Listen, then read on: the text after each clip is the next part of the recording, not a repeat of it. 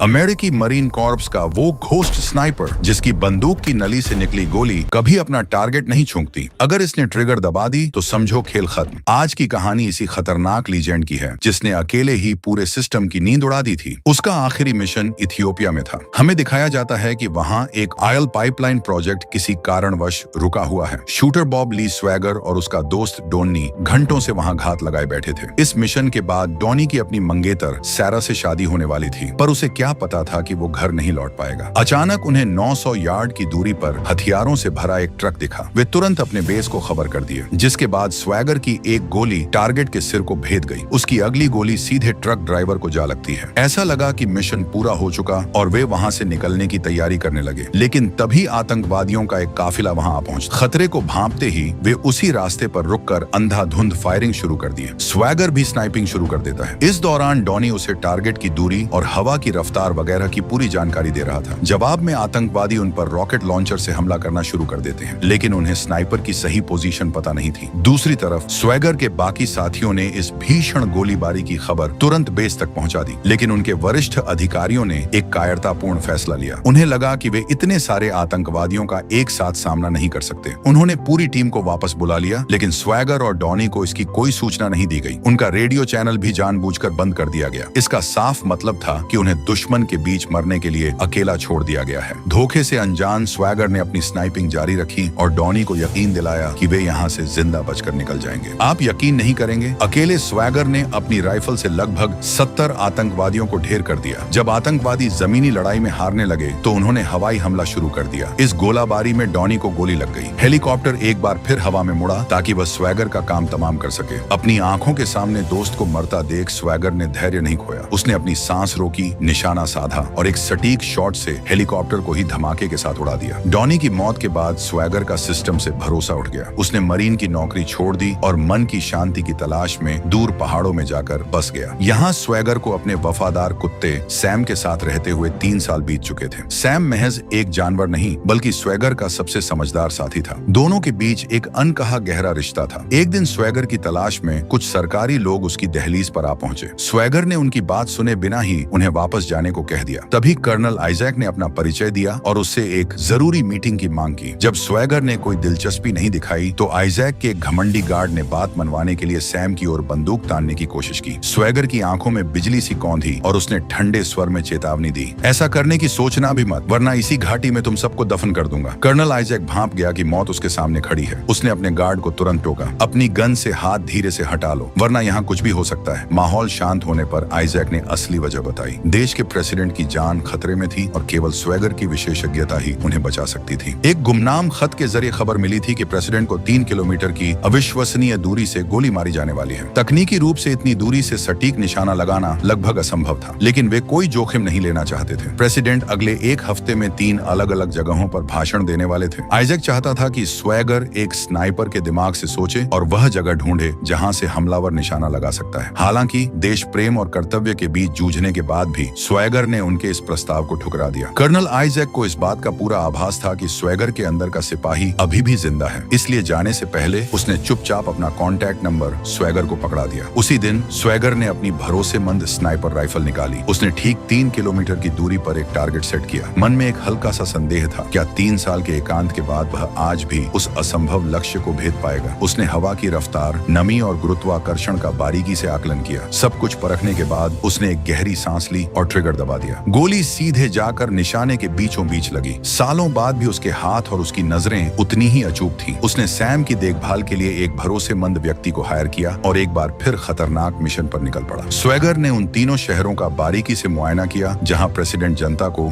संबोधित करने वाले थे। अपनी स्नाइपर की पारखी नजरों से सब कुछ परखने के बाद वह इस नतीजे पर पहुंचा कि फिलाडेल्फिया सबसे खतरनाक जगह है। वहां स्थित क्लॉक टावर एक ऐसा पॉइंट था जहां से प्रेसिडेंट पर सटीक निशाना साधा जा सकता था। चूंकि क्लॉक टावर से टारगेट की दूरी लगभग 1800 यार्ड थी, स्वैगर ने स्पष्ट किया कि यहाँ सामान्य गोलियां काम नहीं आएंगी। हमलावर को विशेष रूप से तैयार की गई गोलियों का इस्तेमाल करना होगा। कर्नल आइजैक को अब भी संदेह था। उन्हें यकीन नहीं हो रहा था कि इतनी विशाल दूरी से कोई लक्ष्य को कैसे भेज सकता है। तब स्वैगर ने उन्हें वह गुप्त फॉर्मूला समझाया जिससे ये गोलियां तैयार की जाती हैं। उसने बताया कि इन गोलियों की मार्क क्षमता 0.44 मैग्नम पॉइंट ब्लैंक से भी कहीं अधिक तेज और सटीक होती है। ये सुनकर कर्नल और उसके उसकी टीम को समझ आ गया कि स्वैगर विज्ञान और कला दोनों में माहिर है। अब टीम का एकमात्र लक्ष्य उस अज्ञात स्नाइपर को जिंदा पकड़ना था ताकि प्रेसिडेंट पर हमला करवाने वाले असली मास्टरमाइंड का पता चल सके। आखिरकार वह दिन आ गया जब प्रेसिडेंट फिलाडेल्फिया में भाषण देने वाले थे। स्टेज पर उनके आने में महज 20 मिनट बचे थे और कर्नल की 6 टीमें अलग अलग रणनीतिक पॉइंट्स पर पोजीशन ले चुकी थी। इस कार्यक्रम में इथियोपिया के आर्कबिशप भी विशेष रूप से आमंत्रित थे, जो अपने देश में हो रहे अत्याचारों के खिलाफ प्रेसिडेंट से समर्थन मांगने आए थे। जैसे ही प्रेसिडेंट पोडियम की ओर बढ़े, हवा का दबाव अचानक कम हो गया। अपनी अनुभवी पारखी नजरों से खतरे को भांपते हुए स्वैगर चिल्लाया, स्नाइपर ने गन रिलोड कर ली है, उसे अभी पकड़ो। लेकिन वहाँ तो साजिश कुछ और ही चल रही थी। अगले ही पल उस अज्ञात स्नाइपर ने प्रेसिडेंट पर गोली चला दी। ठीक उसी समय पास खड़े एक पुलिस वाले ने धोखे से स्वैगर पर गोलियां दाग दी। 2 गोलियां लगने के बावजूद स्वैगर अपनी जान बचाते हुए खिड़की तोड़कर नीचे कूद गया। कर्नल के आदमी उस पुलिस वाले पर चिल्लाने लगे, पर आइजैक को पूरा यकीन था कि घायल स्वैगर ज्यादा दूर भाग नहीं पाएगा। लेकिन स्वैगर अभी भी मैदान में था। उसने फुर्ती दिखाते हुए एक ऑफिसर की गन छीनी, उसे हथकद्दी लगाकर बांध दिया और कहा कि उसने प्रेसिडेंट को नहीं मारा, उसे फंसाया जा रहा है। फिर उसी ऑफिसर की कार लेकर वहां से फरार हो गया। एक तरफ सुरक्षा बल असली स्नाइपर की तलाश में निकले तो दूसरी तरफ कर्नल आइजैक के गुर्गों ने एक फर्जी क्राइम सीन तैयार किया। वहां उन्होंने जानबूझकर स्वैगर की वही पुरानी स्नाइपर राइफल रख दी ताकि दुनिया की नजरों में वह गुनहगार साबित हो सके। प्रेसिडेंट की हत्या की साजिश का पूरा इल्जाम अब स्वैगर के सिर मरने की तैयारी मुकम्मल थी। फिलाडेल्फिया के आसमान में FBI के हेलीकॉप्टरों का जमावड़ा लग चुका था। जैसे ही उस भ्रष्ट पुलिस वाले ने स्वैगर की लोकेशन लीक की, पुलिस की दर्जनों गाड़ियां उस रूट पर काल बनकर दौड़ पड़ी। इधर स्वैगर की हालत बिगड़ती जा रही थी। उसका खून तेजी से बह रहा था। वह फौरन एक कार वॉश के अंदर घुसा, जहां उसने कार की सीट फाड़कर डिक्की से सामान निकाला और खून रोकने का काम चलाऊ इंतजाम कर लिया। तभी रेडियो पर खबर गूंजी कि संदिग्ध को एक कार वॉश में देखा गया है। स्वैगर तुरंत वहां से निकला, लेकिन किस्मत ने साथ नहीं दिया। पुलिस की नजरों ने उसे पकड़ लिया था। दर्जनों पुलिस की गाड़ियां शिकारी की तरह उसके पीछे थीं। स्वैगर उन्हें गलियों और सड़कों पर काफी दूर तक छकाता रहा, लेकिन तभी एक ट्रक से उसकी भीषण टक्कर हो गई और कार रुक गई। आगे पुलिस का घेरा था और पीछे रेलवे क्रॉसिंग। मौत को सामने देख स्वैगर ने बैक गियर लगाया और पूरी रफ्तार से क्रॉसिंग तोड़ दी। उस पर सैकड़ों गोलियां दागी गईं, लेकिन वह कार समेत सीधे पास के तालाब में जा गिरा। FBI ने पूरा तालाब छान मारा,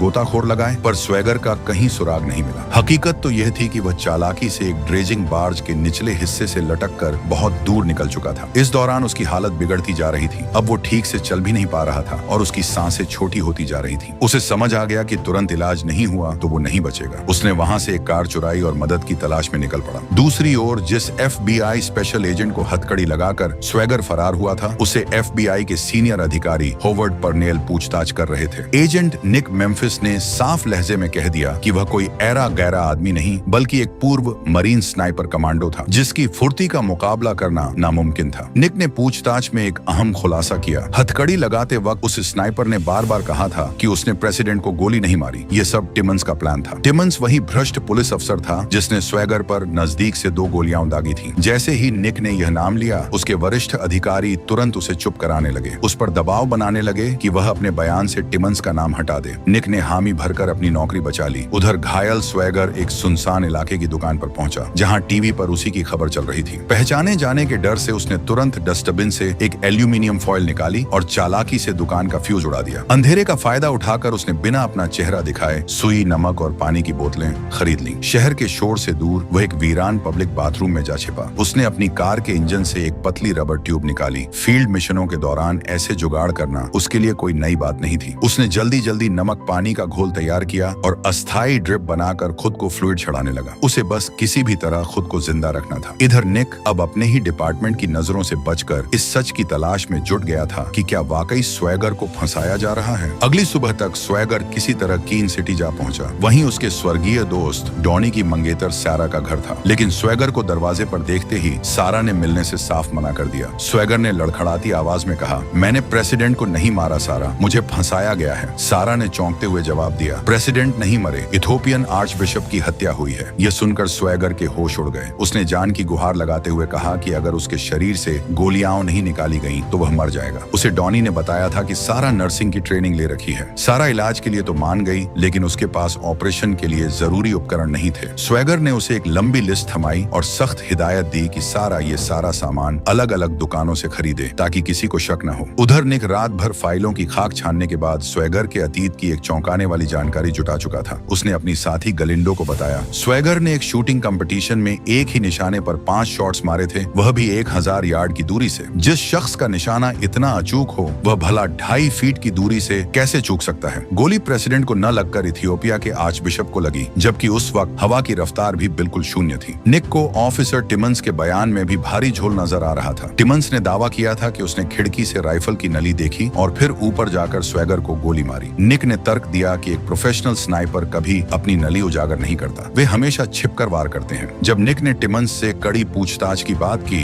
तो गैलिंडो ने उसे आगाह किया, इन फालतू के चक्करों में मत पड़ो, पिछली रात ही टिमंस की हत्या कर दी गई थी। अब यह साफ था कि इस बड़े लेवल की साजिश में गवाहों और सबूतों को बेरहमी से मिटाया जा रहा है। इधर सारा ऑपरेशन का सारा सामान ले आई थी, लेकिन उसके हाथ कांप रहे थे। ये उसका पहला ऑपरेशन था और वह अंदर से बेहद डरी हुई थी। स्वैगर ने उसे हिम्मत दी और तब जाकर सारा ने ऑपरेशन शुरू किया। उधर एजेंट निक उन जगहों का बारीकी से मुआयना कर रहा था जहां से स्नाइपिंग की आशंका थी। फिलाडेल्फिया के क्लॉक टावर पर छानबीन के दौरान उसे कुछ जूतों और ट्राइपॉड के निशान मिले। उसने तुरंत ट्राइपॉड का माप नोट कर लिया। एक इंटरनेशनल गन चैट रूम में उसने ट्राइपॉड की माप डाली तो पता चला कि ट्राइपॉड M3 गन की है। सेम इसी गन से आर्क बिशप को मारा गया था। इस बीच निक को पता चला कि उस पर नजर रखी जा रही है। कुछ घंटों के बाद स्वैगर को होश आया। ऑपरेशन कामयाब रहा था, लेकिन होश में आते ही उसे एक ऐसी खबर मिली, न्यूज चैनलों पर यह झूठी खबर चलाई जा रही थी कि स्वैगर मिशन पर जाने से पहले अपने ही वफादार कुत्ते सैम को गोली मार गया था। उसने सैम को बचपन से पाला था, वो उसके लिए सिर्फ एक कुत्ता नहीं, उसका परिवार था। स्वैगर ने उसी पल सारा के सामने कसम खाई, जिसने भी सैम की जान ली है, मैं उन्हें पाताल से भी ढूंढ निकालूंगा। स्वैगर को ठीक होने में कुछ दिन लगे और इस दौरान उनके बीच नजदीकियां बढ़ने लगी थी। अब स्वैगर को एक आखिरी मिशन पर निकलना था। जाने से पहले सारा ने उसे एक काम चलाऊ राइफल दी, जिससे डॉनी ने बचपन में शिकार करना सीखा था। आइजैक कहाँ छिपा है ये पता करने के लिए स्वैगर ने उस कार और चेसिस नंबर का इस्तेमाल किया, जिसकी फोटो उसने पहली मुलाकात के दौरान चालाकी से खींच ली थी। सारा को बस FBI एजेंट निक को यह नंबर देकर यह बताना था कि इस साजिश के पीछे यही लोग हैं। ये जोखिम भरा था, क्योंकि अगर सारा पकड़ी जाती तो स्वैगर का राज भी नहीं बचता। लेकिन सारा ने भेष बदलकर सफाई से काम किया और चुपचाप निकल गई। इधर स्वैगर पर 2 पुलिस कर्मियों की नजर पड़ गई, लेकिन एक कमांडो के आगे वे कहां टिकते। स्वैगर ने पलक झपकते ही उन पर धावा बोल दिया, उन्हें पीटा और उनका रेडियो डस्टबिन में डाल दिया ताकि उसे भागने के लिए अतिरिक्त समय मिल सके। दूसरी तरफ निक अपने साथियों से छिपकर उस गाड़ी के मालिक की जानकारी निकाल रहा था। डेटा सीक्रेट होने के कारण उसे सीनियर अधिकारी हॉवर्ड पर्नेल के पासवर्ड की जरूरत थी। निक ने गैलिंडो से मदद मांगी, जिसने थोड़ा वक्त मांगा। इसी बीच आइजैक के असिस्टेंट डोनाब्लर ने निक की जासूसी का पता लगा लिया। उन्होंने डोनट शॉप के फ्री वाईफाई से उन चैट रूम्स को ट्रेस कर लिया था जहां निक ने स्नाइपर गन के बारे में बात की थी। निक अब उनके लिए खतरा बन चुका था। इस दौरान गैलिंडो ने पता लगा लिया कि वह कार वर्जीनिया की एक कंपनी के कॉन्ट्रैक्टर के नाम पर रजिस्टर थी। निक फोन पर बात कर ही रहा था कि कुछ लोग आए और उसे किडनैप कर ले गए। वे निक की मौत को सुसाइड दिखाना चाहते थे और इसके लिए उन्होंने सुसाइड नोट भी तैयार कर लिया था। निक के हाथ में जबरन एक डिवाइस पहनाया गया, जिससे वह खुद को गोली मारने वाला था। तभी स्वैगर की एक गोली किडनैपर के सिर को भेद गई। दूसरे ने निक की आड़ लेने की कोशिश की, लेकिन वह भी मारा गया। जब उनका बॉस अंदर आया तो वह भी स्वैगर का निशाना बना। स्वैगर ने एक मामूली बंदूक और पानी की बोतल को साइलेंसर बनाकर कमाल का निशाना साधा था। स्वैगर को सामने देख निक समझ गया कि उसे स्वैगर ने सिर्फ चारे के तौर पर इस्तेमाल किया है, ताकि आइजैक के गुर्गों के जरिए उस तक पहुंचा जा सके। इसीलिए स्वैगर एक हमलावर को जिंदा पकड़ना चाहता था, पर निक की जान बचाने के चक्कर में उसे सबको ढेर करना पड़ा। निक ने उसे कानूनी रास्ता अपनाने और सरेंडर करने की सलाह दी, लेकिन स्वैगर के लिए इंसाफ का मतलब सिर्फ आरोपियों की मौत थी, खासकर अपने बेजुबान कुत्ते की हत्या का बदला लेने के लिए। तो वही निक का अपना विभाग उसकी जान का दुश्मन बना हुआ था, तो उसने स्वैगर से हाथ मिला लिया। दूसरी तरफ एक हैंडीकैप्ड स्नाइपर आइजैक की मदद कर रहा था। उसने बताया कि उनके लोगों को करीब 200 यार्ड की दूरी से 0.22 राइफल से गोली मारी गई है। यह कारनामा सिर्फ स्वैगर ही कर सकता है, जिससे यह साफ हो गया कि वह अभी जिंदा है। इसी बीच डोनब्लर ने एक अहम जानकारी हासिल की। स्वैगर हर साल अपने वीजा कार्ड का इस्तेमाल कर अपने लेट फ्रेंड की डेथ एनिवर्सरी पर उसकी मंगेतर सारा को फूल भेजता था। सारा कीन सिटी में रहती थी, जहां से आर्क बिशप को मारा गया था। वहां से भागकर आसानी से कीन सिटी पहुंचा जा सकता था। सुराग मिलते ही आइजैक ने अपने साथी जैक को वहां के लिए रवाना कर दिया। दूसरी तरफ स्वैगर दुनिया के टॉप स्नाइपर्स की जानकारी जुटाने टेनेसी जा पहुंचा। वहां उसकी मुलाकात एक प्रोफेसर से हुई, जिससे उसे उन स्नाइपर्स के बारे में पता चला जो फिलाडेल्फिया जैसा सटीक शॉट मारने का दम रखते थे। प्रोफेसर ने पहला नाम खुद स्वैगर का ही लिया, हालांकि वे न तो कभी उससे मिले थे और न ही उसे देखा था। दूसरा नाम उन्होंने एक रशियन स्नाइपर का लिया जो सालों से जेल में है। तीसरा नाम एक बहुत ही खौफनाक स्नाइपर का था, जो अपने शिकार को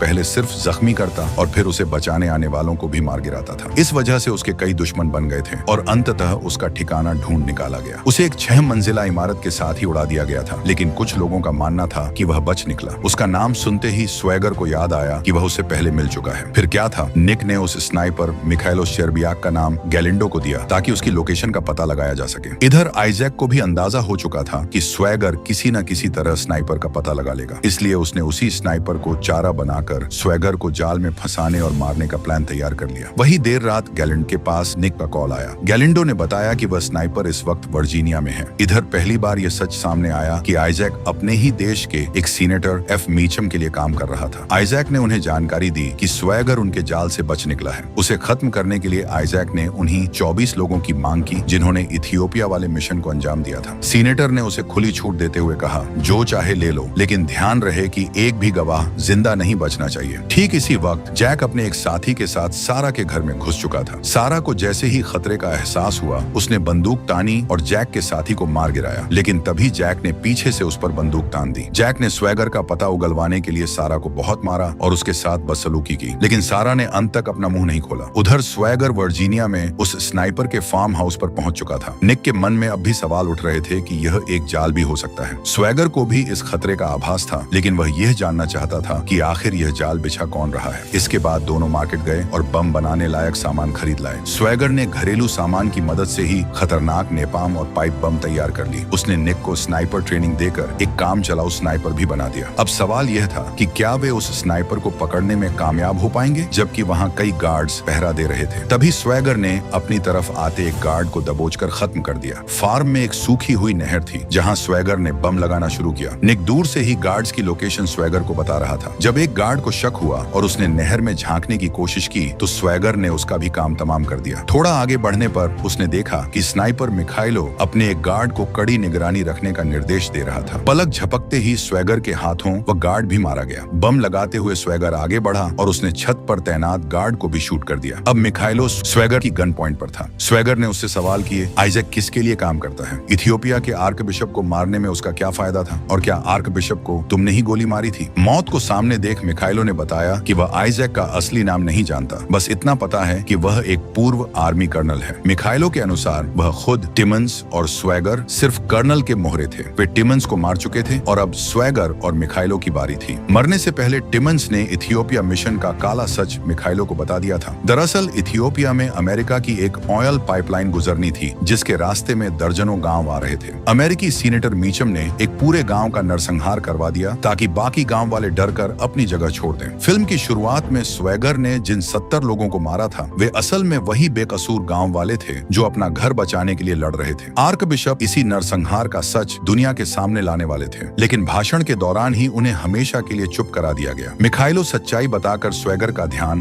भटकाए हुए था, जबकि दूसरी तरफ से फार्म की घेराबंदी शुरू हो चुकी थी। उसने आगे बताया कि ऑयल पंपिंग स्टेशन के ठीक नीचे एक विशाल सामूहिक कब्र है जिसमें 400 गांव वालों को मारकर दफनाया गया है। इतना सच बताने के बाद मिखाइलो ने खुद को गोली मार ली, क्योंकि उसी ने क्लॉक टावर से आर्क बिशप को शूट किया था। वह जानता था कि सीनेटर मीचम किसी भी गवाह को जिंदा नहीं छोड़ने वाला। इधर हमलावर दीवार फांद कर फार्म में घुसने लगे थे, लेकिन अच्छी खबर यह थी कि उन्हें निक की लोकेशन का अंदाजा नहीं था। निक ऊंचाई से स्वेगर को पल पल की जानकारी दे रहा था। जैसे ही हमलावर घर के अंदर घुसे, स्वेगर ने उन पर ताबड़तोड़ गोलियां बरसा दी। इसके बाद उसने पूरे घर में पाइप बम लगा दिए और निक को हिदायत दी कि उसके एक इशारे पर पहले पाइप बम और फिर गैस उड़ाना है। जैसे ही हमलावर जाल में फंसे, निक ने पाइप बम का धमाका कर दिया। जो बचे उन्हें स्वेगर ने अपनी गोलियों का निशाना बनाया। स्वेगर फायरिंग करता हुआ घर से दूर निकल आया और फिर उसके आदेश पर नेपाम का एक जोरदार धमाका हुआ जिसने बाकी हमलावरों को भी ढेर कर दिया। लेकिन तभी उन पर हवाई हमला शुरू हो गया। हेलीकॉप्टर की गोलाबारी के बीच वे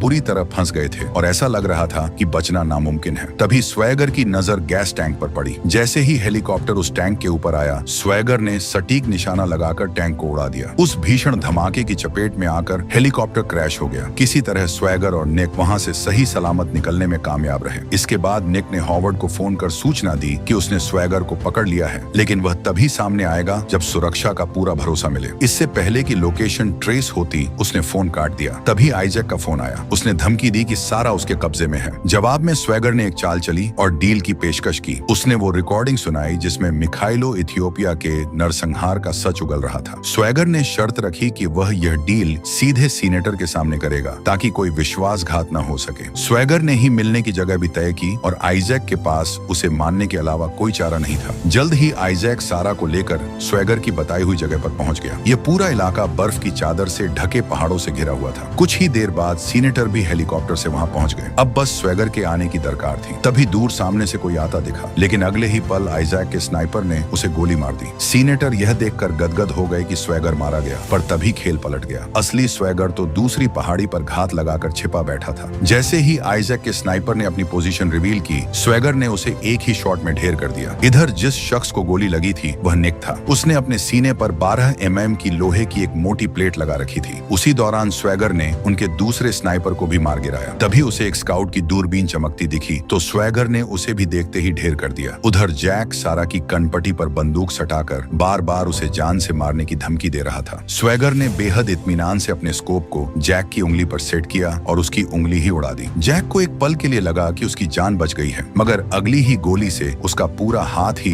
धड़ से अलग हो गया। इसी बीच नीचे एक आदमी ने FBI को एक मैसेज दिया और बताया कि उसे यह पहुंचाने के लिए किसी ने मोटी रकम दी थी। सूचना मिलते ही FBI की टीम उस पहाड़ की चोटी की तरफ रवाना हो गई। इधर स्वेगर ने अपनी बंदूक की नोक पर वहां मौजूद सभी लोगों के हथियार जब्त करवा लिए। मौका देखते ही सारा ने भी एक पिस्टल उठा ली और उसकी सारी गोलियां जैक के सीने में उतार दी। इन सब के बीच सीनेटर स्वेगर के काम और उसके हुनर से बहुत प्रभावित हुए। उन्होंने स्वेगर के सामने प्रस्ताव रखा कि वह टेप उन्हें सौंप दे और उनके लिए काम करना शुरू करे, लेकिन स्वेगर ने साफ कह दिया कि वह ऐसे घटिया इंसान के साथ कभी काम नहीं कर सकता जिसने अपने निजी फायदे के लिए 400 बेगुनाह लोगों को मरवा दिया। इस पर सीनेटर ने बेशर्मी से खुलासा किया कि अगर वह ऐसा नहीं करता तो उसकी कुर्सी चली जाती। उसने बताया कि यह सारा प्रपंच सिर्फ तेल के लिए था और न्यूज में तो बस यही दिखाया जाता कि मासूमों को आजाद कराने के लिए आतंकवादियों से जंग लड़ी जा रही है। तभी FBI की टीम हेलीकॉप्टर से वहां पहुंच गई। स्वेगर ने तुरंत उस टेप को जलाना शुरू कर दिया जो उसकी बेगुनाही का एकमात्र सबूत था। स्वेगर जानता था कि अगर यह सबूत अथॉरिटी के हाथ लगा तो वे अपनी साख बचाने के लिए सबको मार देंगे। इससे पता चलता है कि सेनेटर, आइजैक वगैरह सब ऊपर वाले अधिकारियों के कठपुतली थे। इसके बाद FBI वाले स्वेगर को पकड़ कर ले गए। उसे अटॉर्नी जनरल और FBI डायरेक्टर के सामने अपनी सफाई देने के लिए पेश किया गया। यह सारा अरेंजमेंट निक ने ही किया था। उसने स्वेगर से हाथ मिलाने के बहाने चुपके से उसके हाथ में एक गोली थमा दी। स्वेगर ने सबके सामने यह कबूल किया कि क्राइम सीन से बरामद हुई बंदूक बेशक उसी की है। अगले ही पल उसने निक की दी हुई गोली को गन में रीलोड किया और निशाना आइजैक पर साधकर ट्रिगर दबा दिया, लेकिन बुलेट फायर नहीं हुई। दरअसल स्वेगर बाहर जाने से पहले हर बार अपनी बंदूक की फायरिंग पिन निकाल देता था, इसलिए उसकी गन से गोली चलना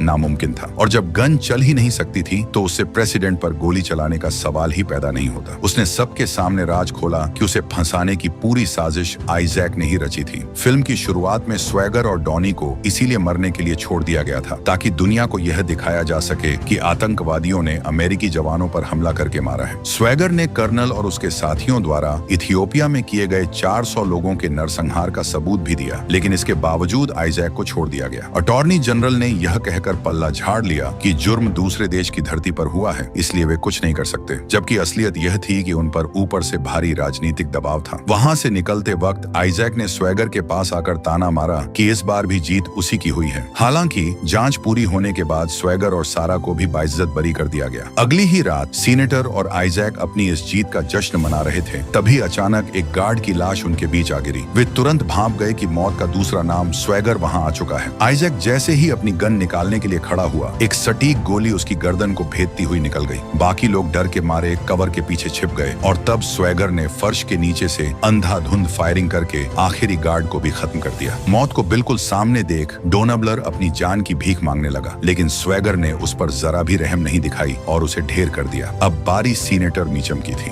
उसने अपने ओहदे और पावर का धौंस दिखाते हुए स्वेगर को डराने की आखिरी कोशिश की और कहा, मैं यूनाइटेड स्टेट्स का सीनेटर हूँ, तुम मुझे नहीं मार सकते। पर स्वेगर ने एक जोरदार शॉट के साथ उसे भी हमेशा हमेशा के लिए चुप करा दिया। इसके बाद स्वेगर उस जलते हुए घर को पीछे छोड़ सारा के साथ एक नई जिंदगी की शुरुआत करने के लिए निकल पड़ा।